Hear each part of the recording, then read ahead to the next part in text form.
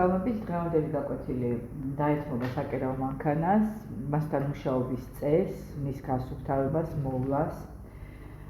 ჩვენთან წარმოდგენილი კონკრეტულ მანქანაზე იქნება ახსნილი, თუმცა ყველა მანქანას თავისი შიდა მენიუ აქვს, ასე ვთქვათ.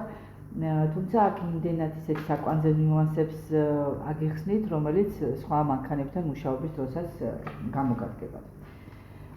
დავიწყოთ იმითი, ჯერ თვითონ მანქანას გავეცნოთ. მანქანა მუშაობს ორი ძაფის მეშვეობით, ეს არის ზედა ძაფის მექანიზმი და არის ქვედა ძაფის მექანიზმი. ამ მანქანას მაგალითად ესე აქვს, ზოგს ჰორიზონტალური, ზოგს ვერტიკალური. ამ შემთხვევაში ამას ასეთი მექანიზმი აქვს.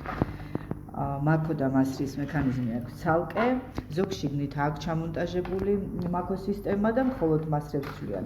ამ შემთხვევაში ამას გარეთ გამოსდის მაქო და მასრებს შიგნით ვსვავთ და ისე შემდეგ ვსვავთ უკვე სისტემაში.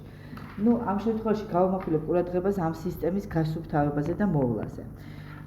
ორი ჩამკეტი აქვს ამას, ეს შავი დეტალები არის ჩამკეტები, უნდა გადავწიოთ და ეს სისტემა გამოვიღოთ გასუფთავების დროს.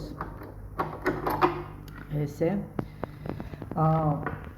უნდა გავასუფთავოთ ფუნჯით, იმიტომ რომ მუშაობის დროს შიგნით საკმაოდ ბევრი მტვერი ხდება.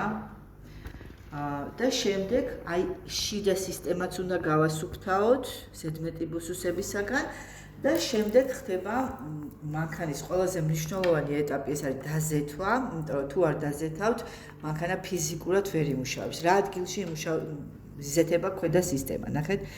აი ამ ადგილზე იზეთება სულ რაღაცა ერთი წვეთით საკმარისია, რომ დაიზეთოს სისტემა. ეს ის სისტემაა, რომელიც ძირითადად მოძრაობს, ნახეთ? იმიტომ მან აუცილებლად უფრო ხშირად დასაზეთია. რა სიხშირით უნდა დაზეთოთ მანქანა?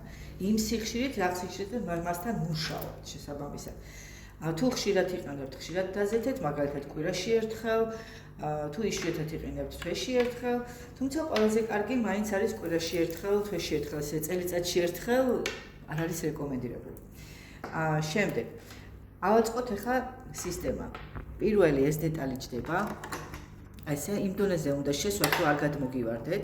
მეორე ეს დეტალი ჯდება.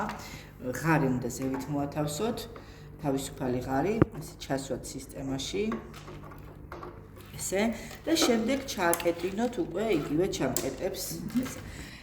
ერთი შეხედვით მარტივია, თუმცა არ არის თქვათ ისე მარტივი, პირველად როდესაც ჩვენ ამ სისტემის გაწმენდა დავიწყეთ, ცოტა გაგვიჭირდა წინა პირველი დეტალის ჩასმა.